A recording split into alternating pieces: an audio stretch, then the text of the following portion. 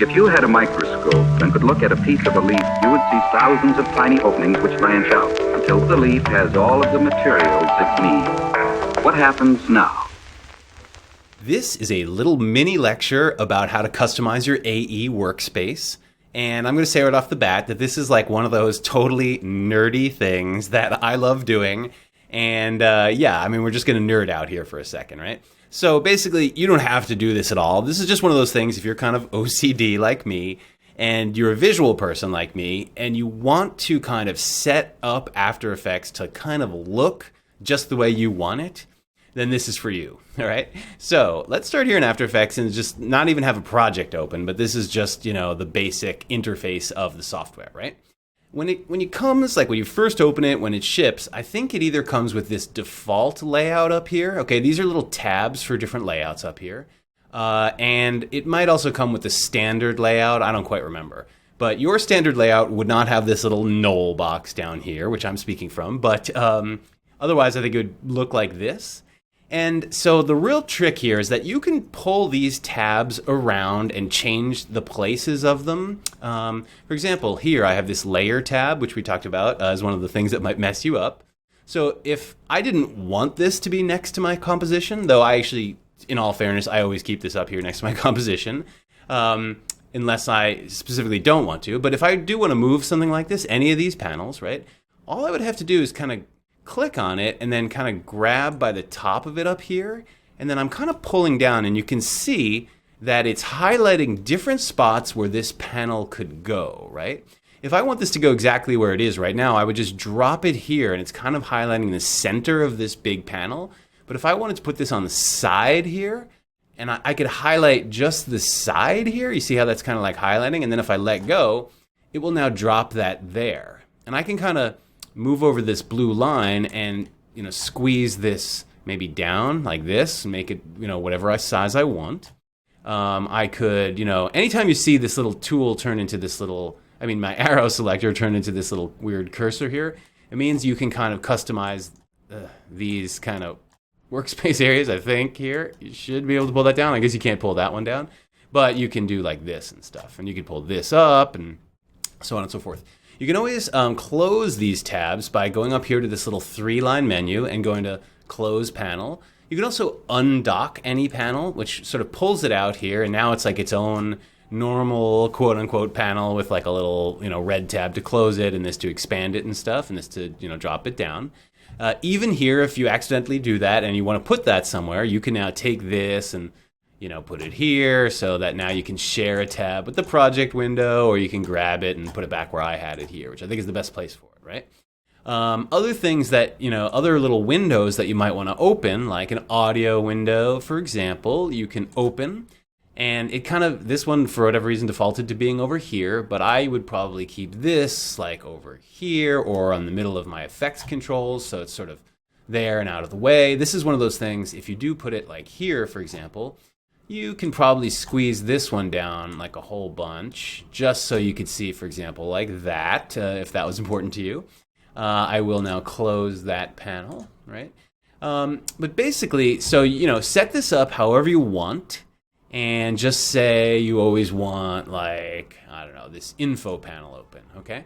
And you always want the info panel right here, all right? The info panel is actually useful because, it'll tell you information about your layers, whatever. And now what you could do is go up here to, so right now we're working in the standard mode, and this is highlighted, and there's this little 3-bar menu right here, which we can click. And here I can either reset to the saved layout, or, I can save these changes to this workspace so that whenever I click on standard, now it will have this box here, right? Or I can save as a new workspace. And like if I click on this, I can call this like, I don't know, AE Kickstart, and you could do this, right? And oops, I really spelled that wrong there. Kickstart. And now I could have an AE Kickstart, workspace up here, which I could customize however I want, and you could always use that for this class, for example. I don't know how useful that is, but you certainly could. And you could always, I guess you could edit the workspace and then delete that one by selecting it here and then deleting it from up there and hitting OK, right? So that's really useful. And go ahead and set that up in a way that you think would be best for yourself. Really, you could drag all these windows around. So you should dig through here and figure out what you like.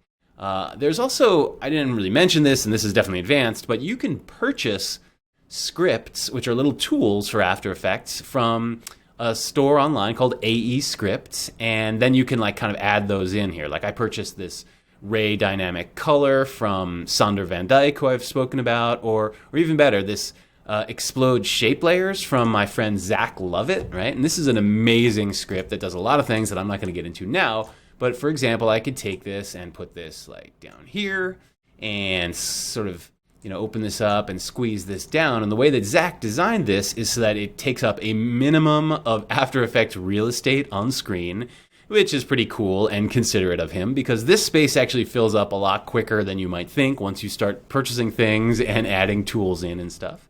So cool. So have fun with that and set that up the way that you want. And make sure to set it as a preset. Like my teaching one, I set as this Teachy, and that puts my box right there, right? So awesome. I think you get that. Now let's move on to a couple of preferences that I think will help you also kind of nerdily set up your workspace the way that you want. So if you go up here to After Effects and Preferences, you can see in the labels, right, that has something I talked about one other time, but those are the labels for your layer colors and things. And if you don't like the default colors like I didn't, or if you're like a total design nerd like myself, you can get in here and you can change the name of this from like yellow to, mellow if you want or whatever. And then you can change these colors.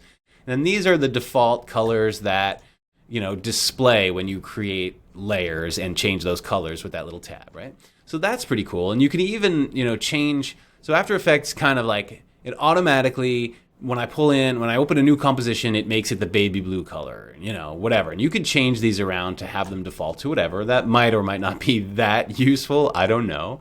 But also, I think this preference is pretty useful too and will help you customize your AE. So if you select Appearance here in the Preferences menu, this one's really good.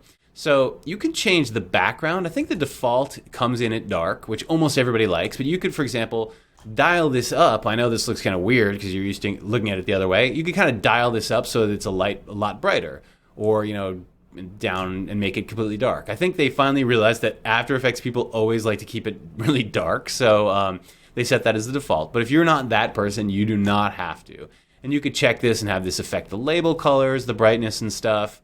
You can also kind of change the colors of little highlight things like these up here, for example. You could make these brighter or darker, and you kind of look at this little sample here, as well as kind of the box that goes around that and stuff. So you can actually customize quite a bit. I usually leave them kind of like this, which might or might not be the default. No, the default is actually for that to be a little bit brighter, but whatever.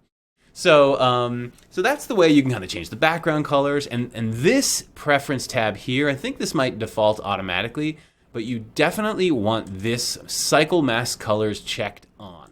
Otherwise, for the masks will all just be one color at the same time, which is a lot harder to distinguish if you had to say have like 5 masks on one layer or something.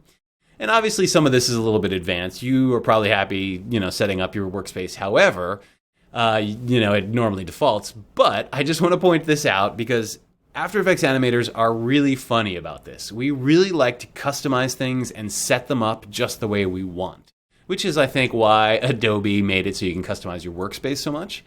And just to prove this point to you, I want to point out that there's a website that was actually started by a good friend of mine named Kyle Martinez, and who's also actually somebody who went through School of Motion. And he actually started this website so that animators can post their After Effects workspaces to ooh and ah over each other's workspaces, believe it or not, and how I use this tool and I keep it here and stuff. It's really funny. Let me show it to you. Okay, so here's After Effects Workspaces by Kyle Martinez. He's a great guy and you should check out his work. And literally it's like people post, okay, so this is actually Zach Lovett, who I was just talking about, who made Explode Shape Layers, who's also a friend of mine. And he's actually the guy, I should say, who built my Knoll box for me. So thank you, Zach. So here in After Effects Workspaces, he goes through, look, here's his desktop. Okay, you can click on this and now you can see this is how he's set up his After Effects desktops. He actually has 2 monitors that he likes to work with, so I guess he has his two set up like this, actually, right? So you can kind of see just how kind of like nerdy this gets, that he talks about his displays and his philosophy about how he sets up his screens, and then rolls through all of these tools that he bought, even including this one, Obsessive Layers, which I developed with Kyle Martinez, and you could purchase at AE Script. Not plugging my own tools here, but and then this is actually a really funny site because there's a lot of great animators who've sent in their workspaces, like this guy Ignacio, who's awesome. And let's see what his workspace looks like.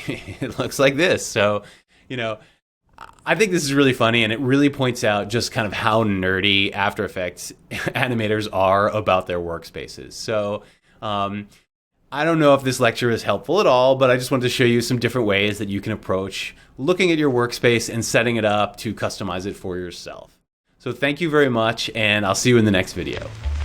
If you had a microscope and could look at a piece of a leaf, you would see thousands of tiny openings which branch out until the leaf has all of the materials it needs. What happens now?